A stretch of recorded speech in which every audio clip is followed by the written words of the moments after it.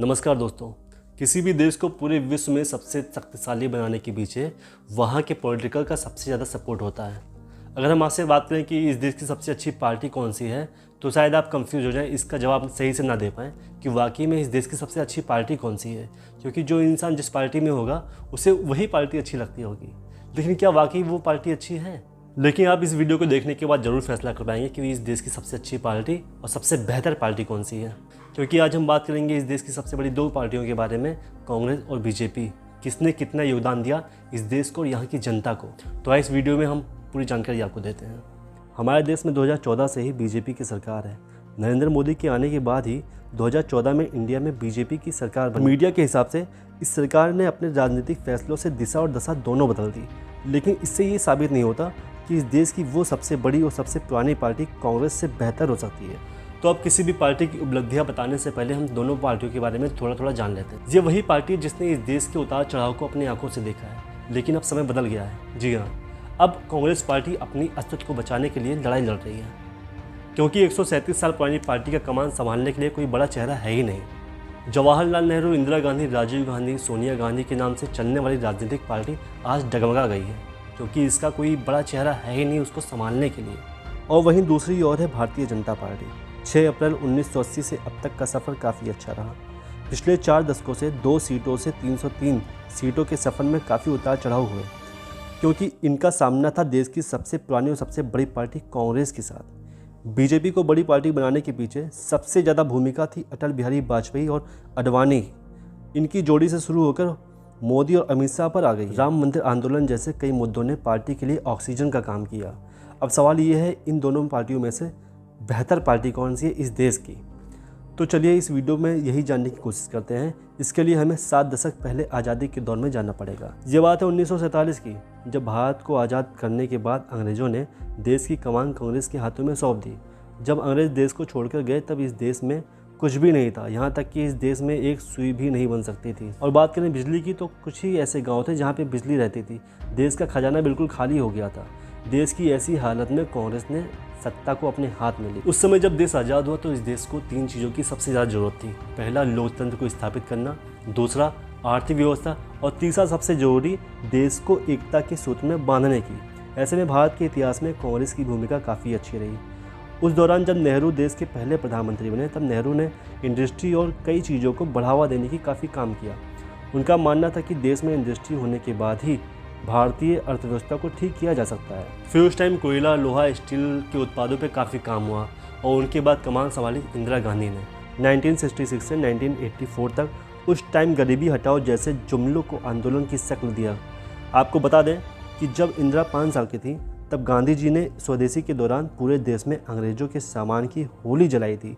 जिस 5 साल की उम्र में बच्चों को खिलौने से सबसे ज़्यादा प्यार होता है, उस समय 5 साल की इंदिरा ने अपना समर्थन देते हुए अपनी प्यारी गुड़िया को भी जला दिया था। इंदिरा गांधी भारत की ऐसी प्रधानमंत्री बनी थी जिसने पाकिस्तान को इतना बड़ा झटका दिया था जिसे पाकिस्तान अभी तक भूल ही नहीं पाया, और इतना बड़ा झटका किसी भी प्रधानमंत्री ने आज तक किसी को भी नहीं दिया। ये बात है दिसंबर 1971 की, जब इंदिरा गांधी के आदेश पर भारतीय सेना ने पूर्वी पाकिस्तान में प्रवेश किया और फिर वो एक नया बांग्लादेश बनाकर ही वापस आए। लेकिन ये सब इतना आसान भी नहीं था।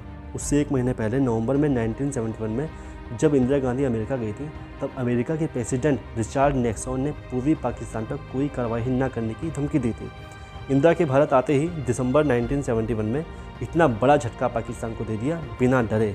यहाँ तक कि निक्सन ने यह भी कहा कि अमेरिका भारत के खिलाफ कार्रवाई करेगा, लेकिन इंदिरा गांधी बिल्कुल नहीं डरी और लास्ट में उनके ही बॉडीगार्ड उनको गोली मार के उनकी हत्या कर देते हैं। इसके बाद कांग्रेस की कमान संभाली राजीव गांधी ने, जिन्होंने आधुनिक भारत की नींव रखने की दिशा में काम किया, देश में अर्थव्यवस्था के सेक्टर को खोला। फिर वो लेके आए कंप्यूटर क्रांति। राजीव गांधी को पता था विज्ञान और तकनीक के बिना उद्योग का विकास नहीं हो सकता। राजीव गांधी को भारत में कंप्यूटर क्रांति लाने का श्रेय दिया जाता है। उन्होंने न सिर्फ कंप्यूटर को भारत के घरों तक पहुंचाने का काम किया, बल्कि भारत के इंफॉर्मेशन टेक्नोलॉजी को आगे ले जाने का भी काम किया। देश की 2 बड़ी टेलीकॉम कंपनियां MTNL और BSNL की शुरुआत भी उन्हीं के कार्यकाल के दौरान ही शुरू हुआ। दूरसंचार क्रांति, कंप्यूटर क्रांति की तरह ही दूरसंचार क्रांति का भी श्रेय जाता है राजीव गांधी को। राजीव गांधी के पहल के बाद ही अगस्त 1984 में भारतीय दूरसंचार की स्थापना के लिए centre for development of telematic की स्थापना हुई। इस काम से शहर से लेकर गांव तक दूरसंचार का जाल बहुत तेजी से बिछने लगा। फिर शहर से लेकर छोटे छोटे कस्बों तक, गाँव तक पीसीओ लगने लगे। इससे ये हुआ कि गांव की जनता भी फ़ोन के माध्यम से देश दुनिया से जुड़ने लगी।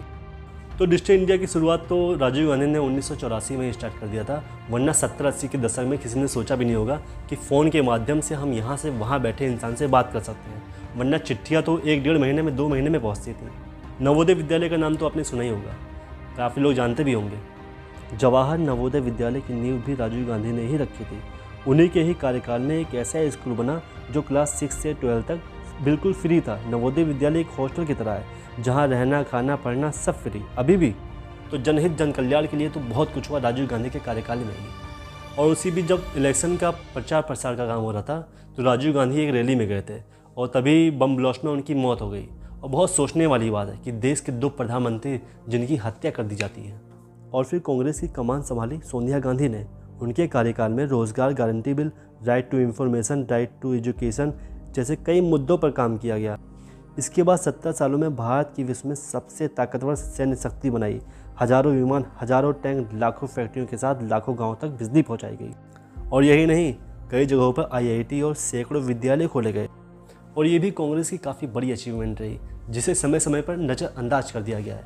अब बात करते हैं देश की दूसरी बड़ी पार्टी BJP की, भारतीय जनता पार्टी, जिसका गठन 43 साल पहले 6 अप्रैल 1980 में अटल बिहारी वाजपेयी और KL अडवाणी द्वारा किया गया था, जब अटल बिहारी वाजपेयी तीसरी बार प्रधानमंत्री बने।